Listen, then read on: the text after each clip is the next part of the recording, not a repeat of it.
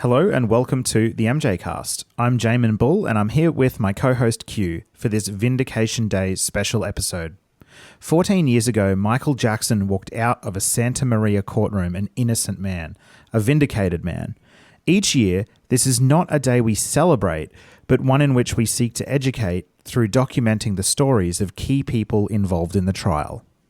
This year, we've seen Michael's name dragged through the mud again, with salacious and false sex abuse allegations in which Wade Robson and James Safechuck have claimed that Michael used Neverland Valley Ranch as an attraction to lure young boys. So we decided to reach out to a man who experienced and documented nearly every corner of the ranch, Emmy-nominated filmmaker Larry Nimmer. Larry was a key component of the defense team in Michael's mid-2000s criminal trial, with Judge Melville deciding against the jury being able to physically visit Neverland. Larry was hired by Michael and his team to film, document, and narrate almost every area of the ranch so that the jury could experience it with as much detail as possible in the courtroom. We're grateful to have Larry Nimmer on the show with us today so that we can document his story and learn more about Neverland. Larry, welcome to the MJCast. Where are you Skyping in from? All right, that's me. I'm in California, 45 minutes from Neverland. And part of why I got the involvement in it is I'm a local filmmaker and Michael's attorneys hired me. I'm not that far away. Okay, and we understand also it's your birthday today, so happy birthday. Well, thank you very much. I'm 68 today. Which I'm shocked by because you don't look 68. Congratulations. Thank you. And that's one thing I like about Michael. I got to keep the childlike nature. That's what he always encouraged. And so I'm 68 years old. Yeah, but I'm only 42 and a half years in my heart. That's so true. It makes such a difference if you keep that in your heart, for sure. Right. So we do like to give people a lot of context when we interview them. So we'd like to ask you about your early career. What led you to making documentaries? Where did you grow up? Where's Larry Nimmer from? Okay. I'm from West Los Angeles. My dad was a professor of law at UCLA and an attorney, the world authority actually in copyright law, and also freedom of speech expert. But I got a photography kit when I was 10 years old for Christmas. Even though our more serious holiday was Hanukkah, I'm Jewish, but I got the lesser presents for Christmas, but it turned out into the big deal of my life. And from that, my dad was an amateur filmmaker, and I became an amateur filmmaker, went to Cal Berkeley, studied photography and filmmaking some, lived in San Francisco. I worked in TV news as a CBS TV station, first as the news librarian and then as a public affairs producer. And I got to use the equipment in the evening. And in the evening, I would edit music videos on their equipment. We weren't allowed to touch it during the daytime. And then based on that music videos, I had a number on MTV. I got into documentary filmmaking, informational filmmaking, and that kind of thing. That's a great summary of your story leading up to you making documentaries. What was the first major documentary that you worked on, or TV documentary?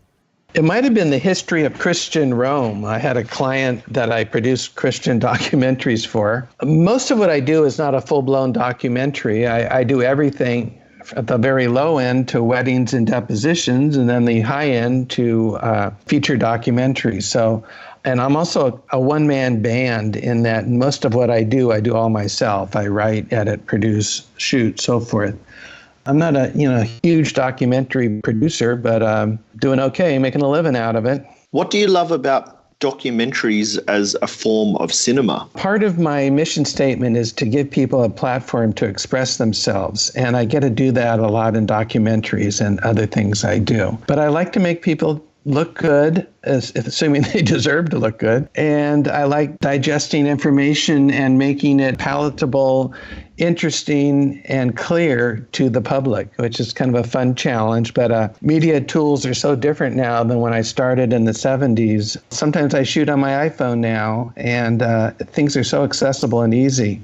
So that's some of what I like about documentaries. Just thinking about documentaries as an art form that you love, are there some filmmakers or particular documentaries that have inspired you in your own journey? Good question. Not so much. I'm thinking right now of the documentary, I forget the name of it, of the brothers who lived isolated in a New York apartment and their parents didn't let them out, and then they finally let them out. That was really interesting. Was that the Wolf Pack? Yeah, exactly, the Wolf Pack. And part of what I liked about that is they produced it themselves some, as well as an outside producer, but they recorded themselves. And I like to develop tools for when I make documentaries that people can record themselves, and I can use some of that footage. But one of the neat things about producing now is there's so much footage on the internet that you can use in your documentaries to help tell whatever story you're telling. And coming from copyright, I understand the legalities that you are allowed to use other footage under the fair use doctrine of the copyright law. So often when I make projects now, like I did on my Michael Jackson documentaries, I got a certain amount of the footage just off the internet. Well, then I shot a lot of the footage at Neverland Ranch. But I'm doing a new art series now, and certain things that people describe, I can just get it off the internet. You've been nominated for a range of Emmy Awards. Could you tell us a bit about that, please? I was nominated for a couple of documentaries about Christian superheroes. One was Tony Melendez, who played guitar with his feet. He had no arms.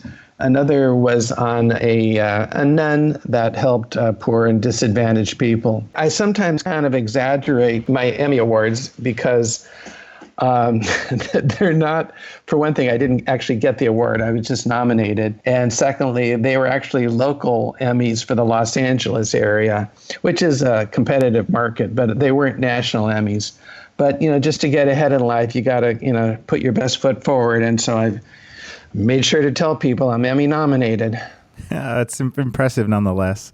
Thinking about Michael Jackson, we'd love to ask you, as you were sort of growing up and also an adult filmmaking, what were your perceptions of Michael Jackson before you got to work with him? Yeah, it's kind of important because I didn't have any strong perceptions. I was just kind of open for when I worked with him to find out what he was about. I certainly knew of him, and my impression was that he was very talented. I didn't necessarily think he was a molester, and I didn't really think about it. His music, I liked Thriller, I liked Bad, and some of his songs, but I didn't pay attention in a big way to his music. I remember seeing on TV the interview with Oprah and seeing Neverland and thinking to myself, wow, that'd be so cool if I could ever go and actually see it. And then when I did see it, it looked quite different than it did on the camera, but still very impressive. But my son, when he was 7 or 8, he was really into dancing to Michael Jackson music, and I used to video him doing that, and it was just a lot of fun. And then when I got the call to go to Neverland, I just, was blown away and very happy to oblige. Had you done much other courtroom-related work before joining Michael's defense team? Yes. As a matter of fact, I have an expertise in making legal graphics, particularly the video part of legal graphics. My main company is Nimmer Pictures, documentaries and such, but I also have a company, Nimmer Legal Graphics, where I make demonstrative evidence for attorneys. And video-wise, it's a day in the life videos. I make a number of those for people that have been hurt in some way or another and show how their life's affected. I've done scene videos. I've done computer animation, recreation of things, various things that are used in the courtroom. So that's largely why Bob Sanger, one of Michael's attorneys, contacted me. Now, Larry, I'm a bit of a nerd, and as I've been reading some of your previous interviews, that's kind of piqued my interest, this whole computer animation thing.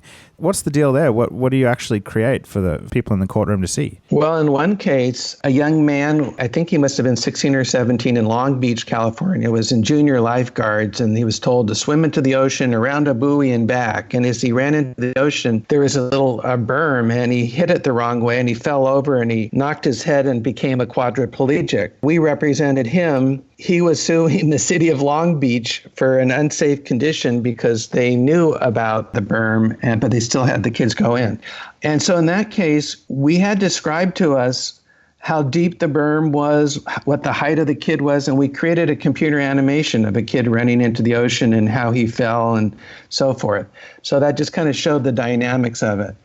In another case, I represented a Japanese client who made some medicine that had tryptophan in it, and some people just got sleepy from it, but some people died from it, and they were being sued. So I went to Japan and documented their factory and showed how the product came from their factory to consumers in America. And it was an animated thing of seeing people, cylinders mixing chemicals, and then ships moving and store shelves and so forth. I just find that sort of stuff so fascinating. I mean, and I suppose the point of doing all that is to give the jury a really clear understanding of things that they couldn't be there to actually see. Right. And in the case of Neverland, Michael's attorneys wanted the jurors to be able to come out to Neverland to see it for themselves, to see it wasn't some nefarious, mean-spirited, bad place.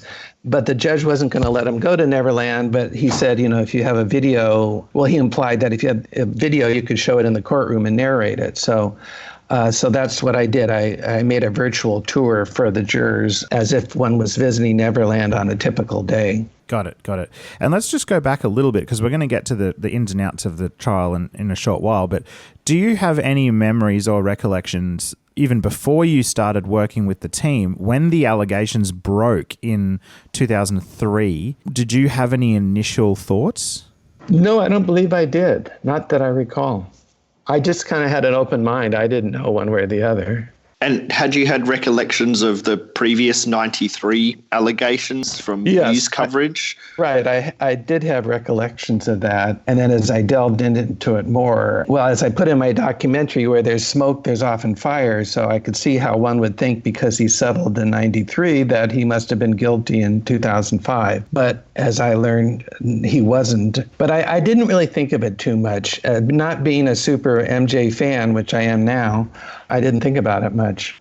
So if you could, please talk to us about how you actually got hired by Michael's team. You mentioned earlier the name Bob Sanger. Right. So I got a call one day from a paralegal in Bob Sanger's office. My wife at the time took the call because I wasn't in. And then when I got back home, she said someone called from Bob's.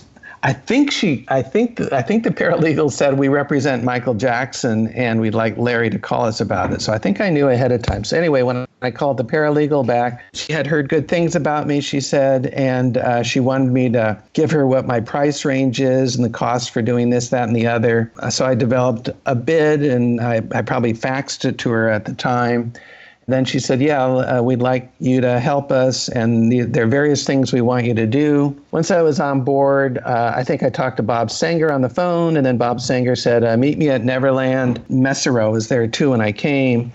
When I arrived at Neverland with my camera equipment and all, the guard had me sign a 10-page form that I wouldn't videotape at all inside Neverland, which I signed, which is just kind of funny because I was there meeting his attorneys to videotape. So I felt like I had a pass on that one. Then they in the golf carts, they showed me around Neverland, basically saying, this is what people often see. And so they took me around the house, inside the house, outside, the zoo, the amusement park, the outbuildings, the guest cottages, etc. Actually, I didn't go in the guest cottage to begin with. I was told that's out of bounds. And then it was actually because Michael was staying in the guest cottage, apparently, because he didn't want to go back to his bedroom that had kind of desecrated. And so while I went to Neverland quite a few times over a period of a month, I never saw Michael actually at Neverland. Once looking through the window when he was having dinner, but I saw him actually in the courtroom, which I can get to later. But that's kind of the sequence of events. I was told, shoot footage documenting it. You don't need to record any audio because you're going to just narrate the video on the stand. And so I didn't record audio. It was interesting, though, there at Neverland because there are little speakers in the grass with Disney-type music coming out of them, kind of like you see at Disneyland. I also didn't see Michael's kids, although I often heard them upstairs or so forth and saw their toys and so forth around the place.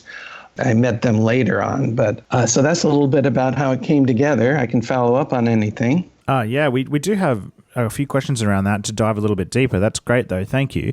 Why do you think that the Judge Melville, wouldn't allow the jury to visit Neverland? I don't know why, but it might have been because it'd be expensive to hire the buses and the guards and this, that, and the other. But frankly, I don't know. Another one of my jobs was to work with Tom Messerow looking at all the trial exhibit videos, and he would tell me what he wanted cut in and out of the final version we played in the courtroom. So we looked at all the sheriff's raid footage together to decide what to show. We looked at the rebuttal video of Gavin Arvizo and the family making a tape. We looked at the outtakes to the Bashir documentary together, some of the Bashir documentary, possibly some other things too that don't come to mind right now. Wow, that's a lot more work than maybe some people knew about. We've got some questions relating to that later, actually. Back to Neverland, I'm just curious. You said you were there for nearly a month film or over a month filming. Roughly how many hours did you capture? Because Neverland, as a lot of people know, wouldn't really be classed as a small place. Right. I shot about 9 hours of film. Each time I was there 6 or 7 hours. They'd often feed us, which was nice. So I shot about 9 hours. I never thought at the time I'd make a documentary. I was told by one of the attorneys that I couldn't show this footage to anybody. But later, Messerow and others, in a sense, gave me permission to use the footage. But that's how much I shot, actually 9 hours of take time. Now, let's dive into Neverland as a place. Talk to us about the staff there. You said you had quite a few interactions with the staff. What were they like? The staff in the house were mainly Hispanic, the cooks, the housekeepers, and so forth. They were all very friendly, very helpful, very quiet, easygoing. Grace Rawamba helped me too. She was the kid's nanny at the time. And when I was going through the house videotaping, she was kind of my keeper. I guess she followed me around to make sure I didn't get into mischief. There was also the main office, Joel Marcus, the property manager. He and a couple of women in the office, I forget their names right now. They were also very nice, very businesslike, very much to the point.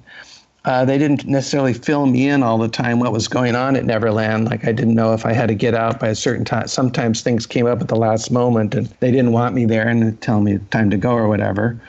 But everybody was very kind and easygoing. I've been there more recently with Sebastian Broussard. I'm trying to remember what year I went there, but it was like 2 or 3 years after Michael died, and it was a special visit that Tom Barak gave to him, and he invited me. And then the staff, there was a young, like a 22-year-old young Hispanic woman with her mom, who I think was the housekeeper, and they gave us a tour. Tom Barak was not there at the time, but he had his furniture in the house and so forth and around. But everybody was very nice, easygoing. The people Michael had around him over his life, some of them were kind of questionable. I didn't see much of that, except for I did see that, I must say, with one of his attorneys. I'm trying to remember his name, who was kind of let go. But maybe I don't need to get into that. Was his name Brian Oxman by any chance? Yeah. Yeah. We've heard some interesting things about him. Yeah, he was being kind of, well, should I tell my Brian Oxman story? Absolutely. We got a few on record already, so. Okay, good. Well, so one of the first times I went to Bob Sanger's office opposite the courthouse, he had a temporary office opposite the court that the media never found out about. And Michael went there some, and to go to the courthouse, which was just across the street, they often would get in their car and come out the parking lot. So no one knew that they were right across the street. But anyway, one time I went there, one of the first times, and I think Bob Sanger said something like, "Larry, I'm kind of busy right now. I'll maybe help you in a while, but Brian, why don't you see if you can help Larry?" So Brian gets on his phone and starts going through the photos and videos he shot at Neverland and starts telling me, well, you could use this photo and that video. And to me, that wasn't really very relevant. I needed to shoot it and see it for myself. And most of the photos were of his kid's birthday party around a pool, not Michael's pool. And then I saw Brian have a couple of tantrums in the office. I forget what they were about. I saw some of his tantrums on the news, too, for that matter. So he was a little uneven in terms of his representation from my experience. Although I've met him personally, he's always very friendly. I've seen him at a couple of MJ events. He's always friendly and knowledgeable and professional when I see him in that capacity. Larry, you mentioned Neverland in reference to comparison to Disneyland before, with music in the gardens and around the grounds. What was Neverland like as a place? What were your impressions of Neverland? And because you also mentioned that you saw it and were impressed by it in the Oprah special in '93. One impression was it wasn't as fantastic and Disneyland-like in person.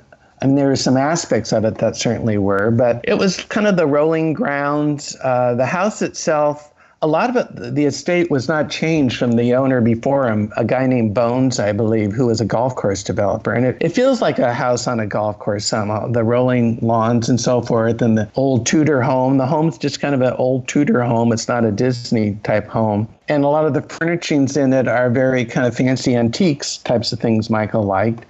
But then there'd be, playful things too throughout. It kind of was like a Beverly Hills mansion, but a huge one.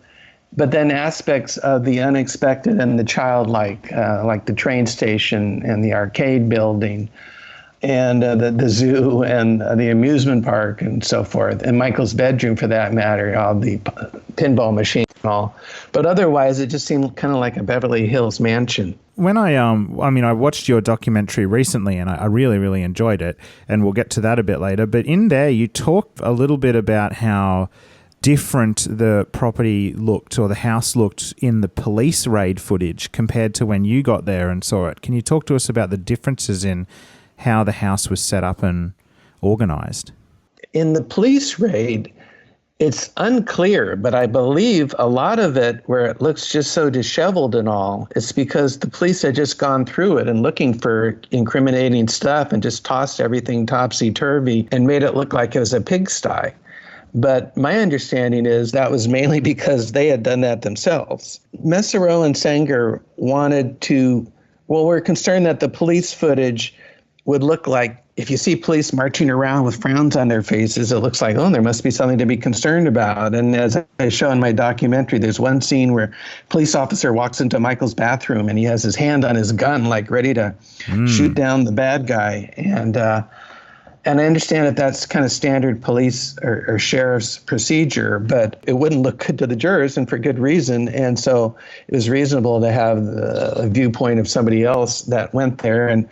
And they made an effort to have the house looking presentable, but my impression was they always had the house looking presentable. They had, he had quite a big staff and quite a big overhead to keep it up nice. And, he had so many people coming through there, visitors to the outer parts of the estate as well as in the house. So it made sense. Did you get the impression, though, that Michael maybe was a little bit of a hoarder? Well, maybe. Not. He could afford to like things. He didn't necessarily keep a lot of stuff that he didn't want. There was one storage room where it stored books, and it's often where he read. And, you might think he's a hoarder there, but nothing wrong with keeping a lot of books. I think he had 20,000 books overall. But no, he liked collecting things, but it didn't seem necessarily compulsive or unhealthy. One thing that people say who claim Michael is guilty is that he had a warning alarm system in his bedroom, and then when people would come into his bedroom, it'd make a noise and alert him that somebody was coming in. They used that as some kind of evidence that he was a child molester. When you experienced his house, did you notice this, and what were your thoughts on that? My clients, the attorneys, wanted me to make a special video about the alarm. So the alarm went off when someone came into his downstairs bedroom suite. It seemed like the alarm went off to warn him if someone was coming, and it makes sense he'd want to know. I don't believe he had any surveillance videos throughout the house or the grounds. The sheriffs at one point said he had all this stuff. But so he had an alarm to know when people are coming into his bedroom. I don't blame him, knowing how George Harrison and others were attacked in their bedroom. But the alarm test I made, they wanted to show that, Gavin Arvizo's brothers, star, claimed he snuck into the bedroom, went up the steps, and saw Michael masturbating his brother Gavin. So we wanted to show that if he had snuck in, Michael would have heard him and heard the alarm go off, and so it wouldn't be snuck up on. And so basically I put my camera over Michael's bed. I had the cleaning lady come in the downstairs suite entrance, and I recorded the sound of the alarm, what it would have sounded like in Michael's upstairs bedroom. And so to me, that was all on the up and up. You know, often we talk to people about Michael's house, and in the past people have said, well, to understand Michael's house, you need to know how big his bedroom was comparatively. Would you please be able to give us sort of a detailed description of the bedroom, how big it was, how, you know, it was multi-story, wasn't it? I would call it a bedroom suite. I didn't see the whole thing, actually, but the main part of the bedroom where his bed is actually very tiny. My wife's with me here. How big would you say is our living room? I would say is about the size of his bedroom, which is only maybe 12 feet by 15 feet. 18 by 25. Okay, 18 by 25 is what but that, which isn't a huge space. And that was where his bed was, and he had his TV screen and his things all around him. But in addition to that regular sized room, there were at least 2 bathrooms downstairs. There was a few closets. There was a downstairs game room with pinball machines and things. So the suite was rather large, but the bedroom itself was just kind of modest size. It was kind of like a lookout upstairs with a beautiful view of the grounds from up there. And you went into the downstairs area, right? Some of it, yeah. Some of it. And because often I hear people talking about that there was actually other beds downstairs. So it's like when you think about Michael's bedroom suite, it's sort of like a mini apartment. I didn't see any beds downstairs, but I didn't, I went in one of the bathrooms, not the other, and I can't really remember why I didn't necessarily go in all of them. I think I mainly went into places where I was told this is where guests normally go, and so I went there. There might have been some beds downstairs, but not that I know of. Another thing detractors like to say is Michael had art books in his library with questionable, or perhaps they claim criminal content in them.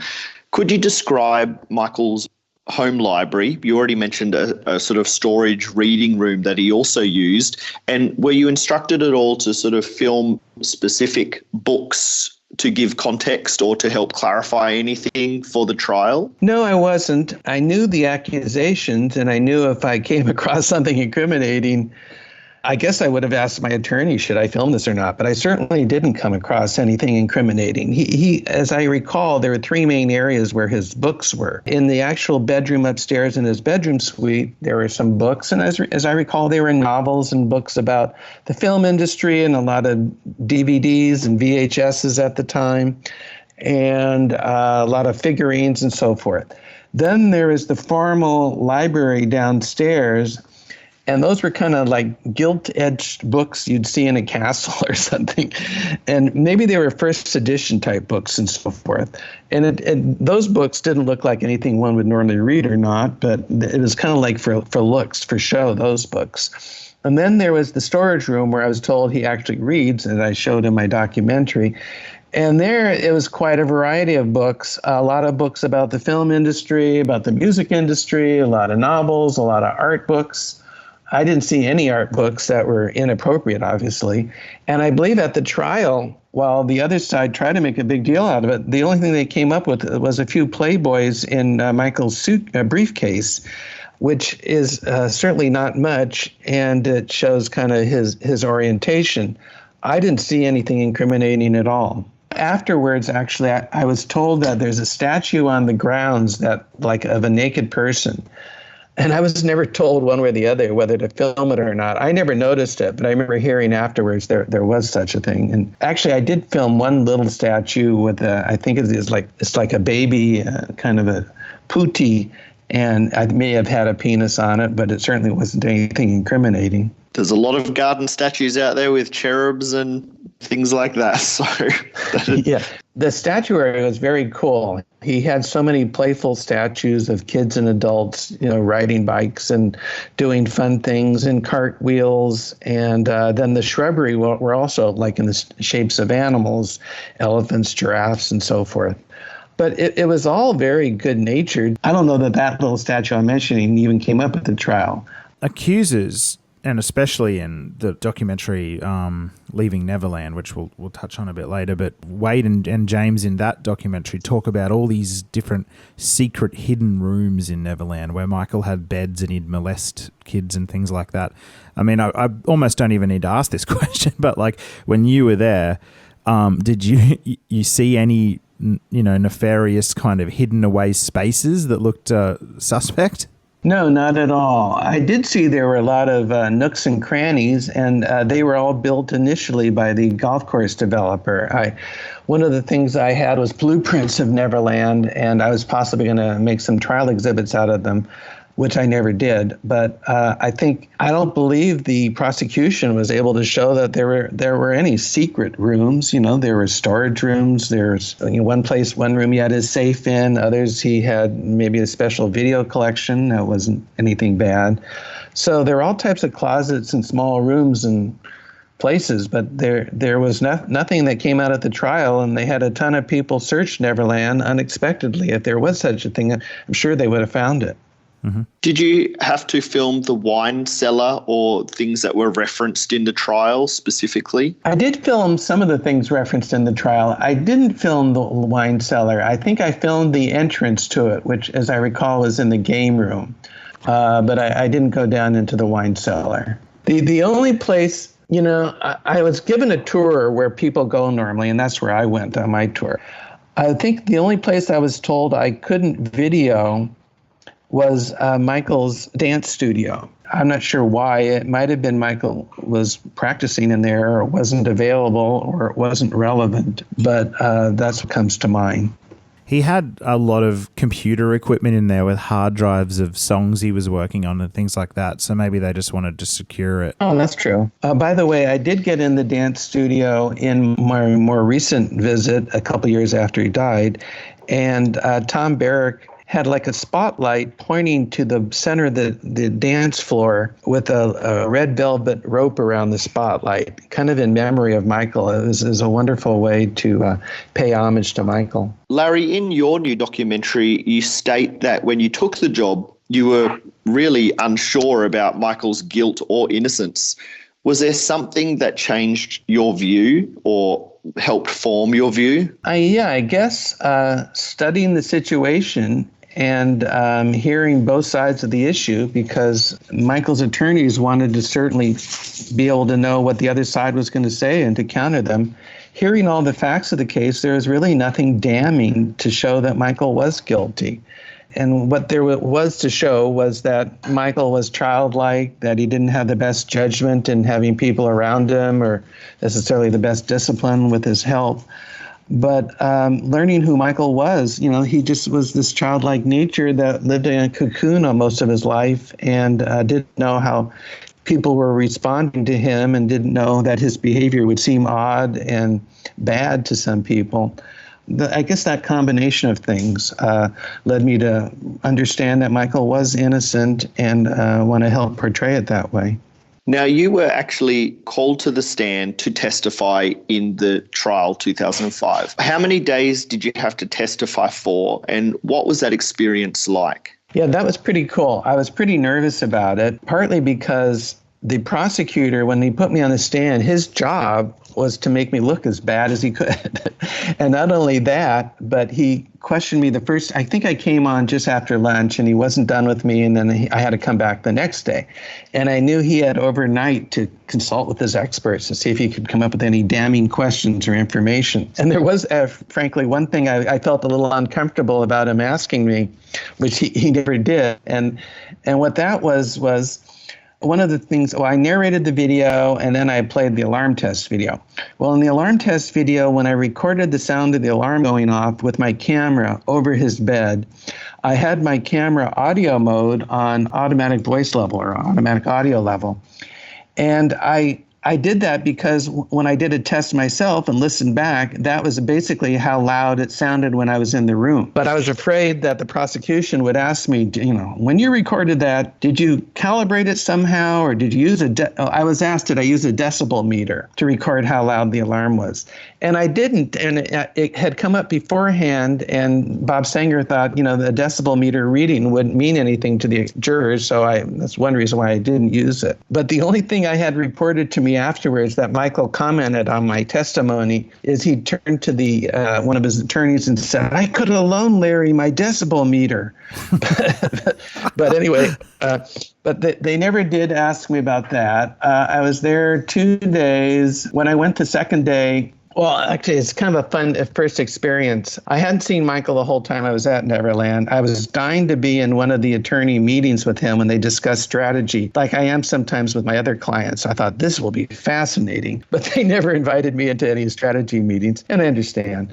But when I went to testify the first day, I was waiting in the waiting room to come on, and the waiting room for witnesses that they wait in. And I was looking out the window of the door, and I saw what looked like a Boy Scout out in the hallway with all these badges and all. I thought, I wonder what a Boy Scout's doing out there. And then when I looked through the window, it was actually Michael. He was in one of his outfits with a lot of kind of military things and Boy Scout type badges.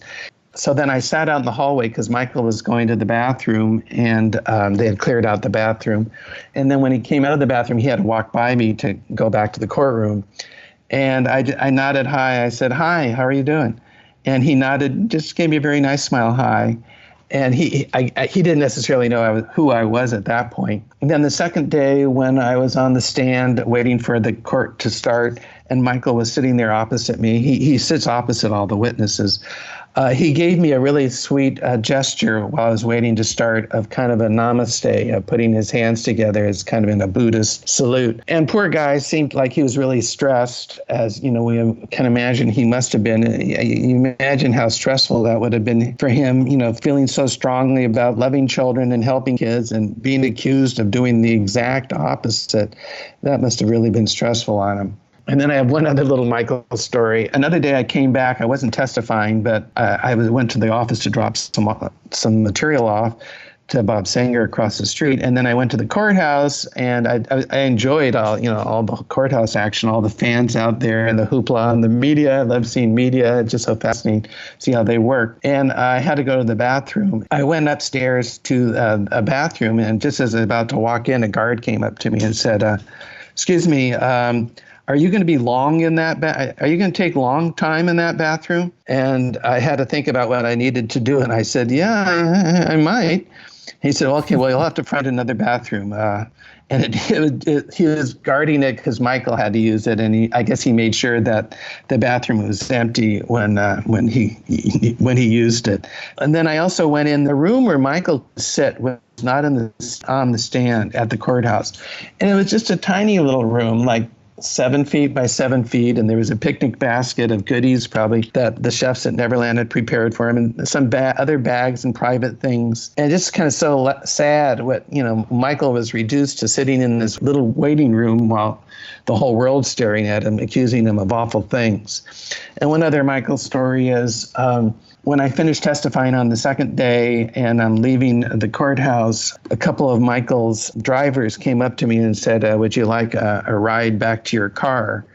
And I said, "Sure," even though it was just around the corner. So I got in Michael's SUV that he was using, and there was a picnic basket in there that apparently they packed that for him every day. And I was tempted to help myself, but I kept it there for Michael.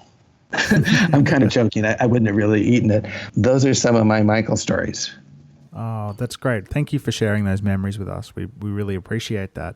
As you were on the stand narrating the footage that you'd captured of Neverland, did you have a chance? I know you mentioned Michael sort of gave you that gesture before you started, but as you were actually talking, did you get a chance to see what his body language and demeanor was like in the courtroom? It seemed like it was focused, centered, following the action, occasionally consulting with the attorneys. One of the people next to him said that he smelled very good. He had some distinct cologne, which I smelled when I went to Neverland, actually the last after Michael died, because apparently the cologne had spilled in one of the closets where there's wood paneling. That'd be nice for fans to be able to smell that. But his demeanor seemed, pretty normal. I felt bad for the guy in that I felt like he had a little too much plastic surgery and he might have been self-conscious about that. I was curious to see what he looks like up front, but a lot of people do. And I know Michael had his father making fun of his nose all his life and maybe got some bad input on what plastic surgery would do. But he just looked like a regular guy otherwise. Larry, I'm curious about your interactions with the defence team. What was it like to work with Tom Mesereau, Susan Yu, Bob Sanger, Scott Ross, private investigator? Tom Mesereau is an incredibly hard worker. He'd be up late, he'd get up early, very focused. We'd watch the TV screen for hours at a time together as he's telling me where to make video edits and so forth. Very warm and friendly, too. Susan Yu was also the same way. She had 2 young women working for her. We would go out to lunch some, and there's a funny story. We went out to lunch one day, and Tom Mesereau is telling us how when he was a student, I think at Yale, one of the Ivy League schools, they would have this thing where people would streak across campus, and naked apparently. And one day he was asked to streak, and so he grabbed a book and streaked across campus and held up the book in front of his genitals area. And one of the paralegals made a funny joke. Wow, it must have been a big book to cover up the area. But that was just a joke. But Bob Sanger is also very professional, very capable, very warm. I didn't meet Scott Ross. I met another investigator, a large guy with a mustache. They were all very friendly, trying to do their best. It's an incredible situation being in the middle of trial because things come up that you don't anticipate, and you just have to be prepared with your data and information and strategies and witnesses and all that stuff. And turning your attention to the accusers, ultimately, what are your thoughts on the Arvizo family themselves? Yeah, I felt that they were opportunists, wanted to make some money, wanted to get ahead in the world, wanted to have fun. I think that's what the evidence showed. I didn't see them at the trial, but that's my impression. And they made claims like they were held hostage at Neverland, which was ridiculous because there was no fence even around Neverland. There was a split rail fence that like with a gap of 3 feet that you can just walk through. So, and I saw where they stayed and what they took advantage of. And I can see how kids would take advantage of it if they were in a position to, particularly if they had a mom who was always taking advantage of things. That was my impression of them. And I think that comes across as such a strength in your latest documentary. I don't think I've seen another documentary that really makes you understand the headspace of where these guys were at and taking advantage of Michael. I really enjoyed that aspect of your documentary, especially the amount of footage you had in there from the little film they created to defend Michael, and also the police footage, the interview footage of Gavin Arvizo. I didn't actually realize that was in your documentary. The only other place I'd seen that was Leaving Neverland. And part of how I was able to craft it is because I worked with the attorneys and what they were saying in their arguments. And Aphrodite Jones also wrote a book about it. It was a friend of Tom Mesereau and was around some, and she was also helpful. Yeah. There's a pattern, though, isn't there, around these accusations? If you look as far back as the Chandlers, then the Arvizos, and then now the Robsons and the Safechucks. What's your analysis of this? What is this pattern? Well, I guess the issue started with when Michael settled with the Chandlers in '93, and I understand why he settled. He thought to get on with his life, he would make more money being on tour than he would going to trial and missing his tours. And he was given bad advice. He was just told, you should settle. That's what the attorneys are there for, telling him whether to settle or not. But once he settled, then others realized, this could be my payday too. And it's such an easy thing to accuse him of, a molestation. Michael didn't have the best advice all the time. He didn't have the best judgment when it came to, how things look to others, even though there's nothing wrong with it. That's my impression of it. Larry, could you share your reaction to this current Leaving Neverland, Robson and Safechuck documentary as it unfolded this year? Yeah, well, I found it kind of sickening. I avoided watching it at first. I have watched parts of it. I believe they're opportunists too. I can't be sure of anything, but I think it's like an awfully long shot that they're telling the truth. I think they're just very good liars too, like the Arvizos weren't bad. And others have been shown to be opportunists and good liars too. I mean, if this really had been going on, there would have been a lot of evidence over the years, and there wasn't any evidence. So I think that they were just opportunists too, and that's just kind of how people are. And what's your opinion of how the media's handled the recent allegations? Yeah, I'm disappointed in it. Yeah, I think they're wrong, and it's sad. Although I also have the impression that as time goes on, people will start being more sympathetic to Michael again. Like when these accusations are fresh in people's mind, they may think one way, but then over time they may remember what the kind of guy Michael was, the humanitarian, the great artist, the wonderful person. So I believe time will heal, but it remains to be seen. I really hope you're right. I was talking with a friend of mine last night about this, and in my own world, I've seen him being muted pretty heavily. Like I'll give you a couple of examples. The school I work at, I'm a school teacher. Instead of school bells, we have music that plays. We have a big playlist that the teachers can add to. When this Leaving Neverland documentary came out, my school removed all of his music from the school bells. A big grocery chain here in Australia, Coles, on their in-store radio, they don't play him anymore. We've seen clothing lines cancelled. It's devastating for us as fans to see this happen, and I really hope you're right that time turns it around. Yeah, I think I will be. And then there also may be something somehow comes across eventually to show how these guys were scammers, some new evidence. I'm just hoping that's the case. We've had a few sort of bombshells even in the last few months. I guess we could say that the train station revelation, throwing some of Safechuck's testimony under, a big cloud. The building wasn't even there. So, for example, when Oprah was there was no train station, and that was pretty much the period Safechuck was referring to. And you've said that there were quite impressive features of Neverland. We're pretty sure Oprah would have featured the train station if it had been there. I think we could all agree that Michael certainly wasn't a child molester.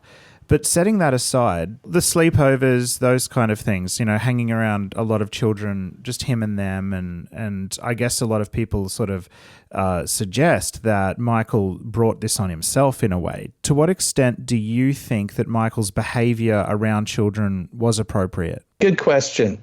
I think it was Taj's nephew saying something like it was inappropriate. I don't think it was inappropriate at all. I really love Michael's childlike nature, and I think an adult has every right to be childlike as long as they don't do anything morally wrong. My kids were in Indian guides, a scout thing.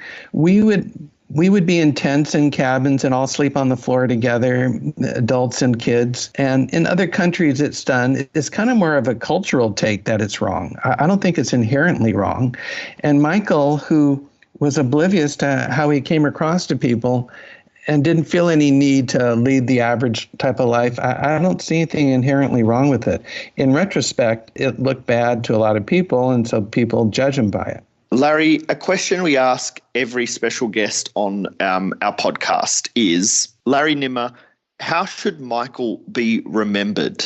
I think Michael should be remembered as a great artist, songwriter, dancer, singer, great humanitarian, as a great representative of the childlike nature, as a visionary, but also, I guess, maybe as a tragic tale. If you're too trusting, this is what can happen. But I think Michael should be remembered for all the wonderful things he was. Love the answer, Larry. And one thing we'd also like to know is, just for our listeners, where can people find you online, and in particular your website and your new documentary, Michael Jackson, A Case for Innocence? You can go to my website, nimmer.net, and you'll see a bunch of links to videos. And that's kind of it. What is included in the documentary film that you've got available? The current documentary is Michael Jackson, A Case for Innocence. It goes over all the accusers, including the recent accusers, Robson and Safechuck, and tells their stories, what they say, and the documentary refutes the accusers. And it has a lot of the footage I shot at Neverland, showing the different nooks and crannies, and some of the history of Michael and why he was thought of the way he was. Thank you very much. It was a fun interview. Send me a link. And absolutely. Happy to chat again sometime. Happy birthday again, Larry. Oh, thank you. We appreciate your time today, and we appreciate what you've been able to contribute to the 2005 case and beyond. We think it's very important, and we're happy to share that with our listeners. And again, thank you very much for joining us on the MJCast. Well, thank you, and keep on Michaeling, everybody. That's it. That's it. Thanks, Larry.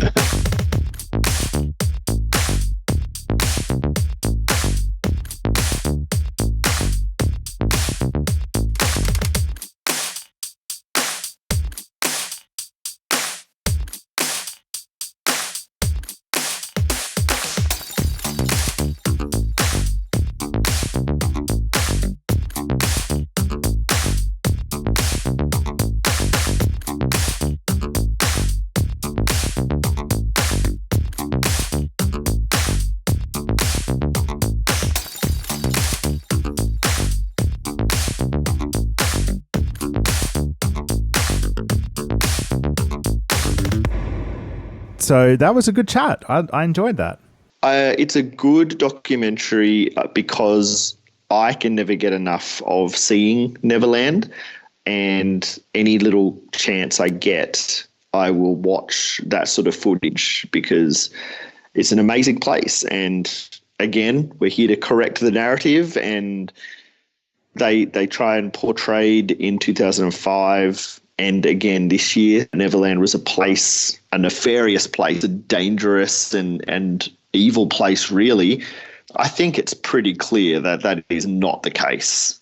And that is, guys, reach before you stretch, because that is a stretch and a half. This is not what Neverland is. Yeah, I agree. And I also did quite like the documentary. Just a little pro tip for MJ fans out there. It is available to watch for free. I don't know if Larry would like me saying that, but he has added it on his Facebook account, the whole documentary. So I don't know how long he's going to keep it on there for, but there's a link in the show notes. You can go and watch it online for free. If you like it a lot, though, you can, follow the links we'll have as well to his website, where you can actually purchase it to download. And there are quite a number of special features in the downloadable version. I think there's some interviews with Tom Mesereau and different things like that you can also keep. But I quite enjoyed it. It's not a style of documentary that I'm used to seeing a lot. Like, there is a lot of voice narration in it. But I think it did a good job at summing up It'd probably be quite a useful thing for somebody who doesn't know a whole lot about them to start with, just to get them used to here's the big picture, before diving deep a little later. What were your thoughts on it, Q? Or for someone that has a very skewed idea of what Neverland was, yeah, I think it would come in handy for that kind of person as well. Yeah. Because it's not a bad, negative, nefarious place. It was a place for healing. It was a place for children to experience stuff that they can't in real life. That might not be a very great life. They might be from, poor families or poor areas, and they can't afford to go to an amusement park or a zoo, see beautiful plants and lakes and gardens. But then we also need to remember this was a family home. A family lived there. This was their home. And it gives that impression, definitely. There's the kitchens, the bedrooms, the things that you'll find in any house. Sure, it is, like he said, like a Beverly Hills mansion, but it was a family home. So, no, I think we're very grateful that actually we get to see this footage now, because if it was only used in a trial, there was always the chance that then no one else would get to see it. But we are lucky that we do get to see it. As important it was for the use in the trial to show the jurors the actual context of Neverland, I think we're very lucky that we get to see it ourselves now, years later. Yeah, you're right. It's a great historical source, really, on Michael's life as he was alive, because all of that footage is contemporaneous. It was being filmed while Michael lived there. If you ever really wondered what Michael's home looked like inside as he was living there, this is the doco for you. Indeed. Well, I guess that's a wrap for our latest Vindication Day special, a day that we commemorate every year for the purpose of education and just recognizing the fact that this is the day that Michael went through that trial and was found not guilty on 14 charges. Yeah, absolutely. And whenever I think about the tragedy that was the last decade of Michael's life, I always remind myself and remember that, there was a real victory. Him walking out of that courtroom vindicated, that was him having his day. And that needs to be on record for the world to know that he was put under the absolute sharpest microscope. Every little aspect of his life was looked at in that trial. And a jury of his peers found that he was not guilty. We need to remember that and remind people of that. Especially in this day and age, we've got, this other rubbish that we have to deal with. The sources are out there. There's so many incredible fan initiatives out there that have collated information about all of the trials, all of the allegations.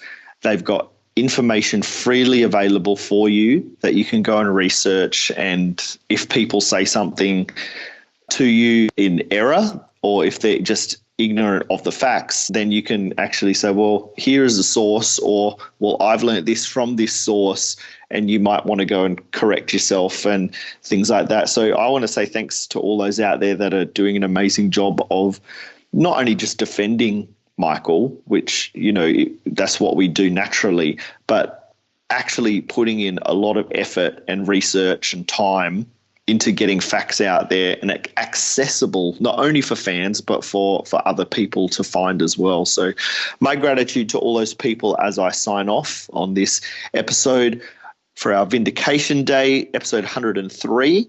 Thanks again to Larry for joining us, and to all listeners. So you can find us on podcast apps all around the place. Just search for the MJCast, and we are even on Spotify. If you're on an Apple phone or device, hot tip, podcast app is already on your device. It comes preloaded, so you don't even have to download another app. It's literally a little purple app. Just search for podcasts on your Apple device, and then you can subscribe to our show.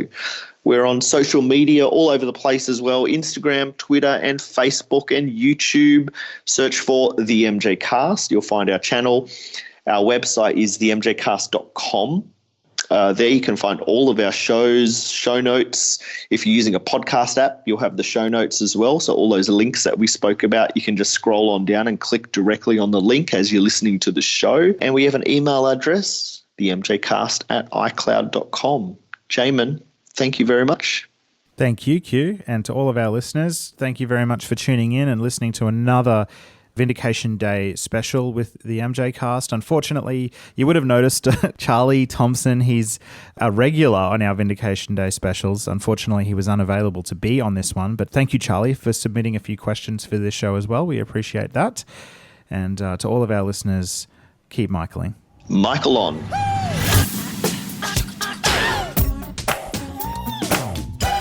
The MJCast.